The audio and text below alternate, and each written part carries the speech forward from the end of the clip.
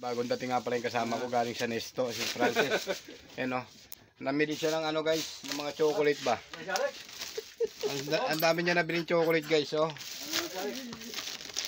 Parang nabalitaan niya kasi sale sa Nesto. Kaya namili siya ng mahilig siya sa candy, mga chocolate. Yan ang mga gusto niyong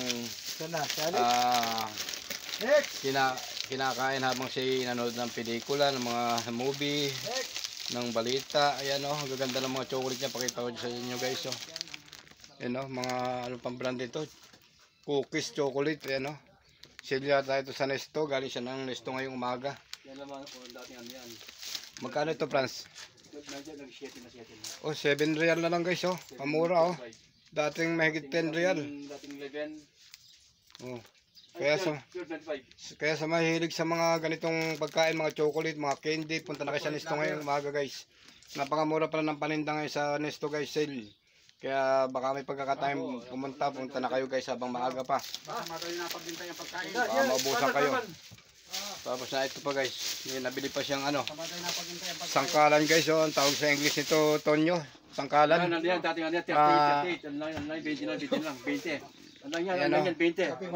Yung chopping board, oh. Oh, yun, yung mga scissor blade, oh, mga knife, yan, oh. Sila ito sa Nesto guys, kaya nabili niya, papadala niya sa Pilipinas. Oh, yan, meron pa dito guys, mga pala, oh, kabilang ano, may mga ano pa, oh. Ano bang nabili nito? Nestline cream. Ano, yun, oh, maraming nabili si Francis. Ayan guys, ang napili ni Francis na ano, ito yung mga nakaplastic na to. Kararating lang niya kasi yung Nesto.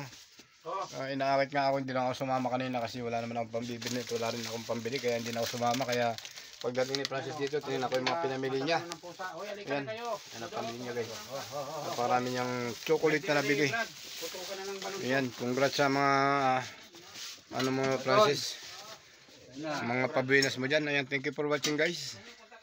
Maraming salamat sa inyong panonood.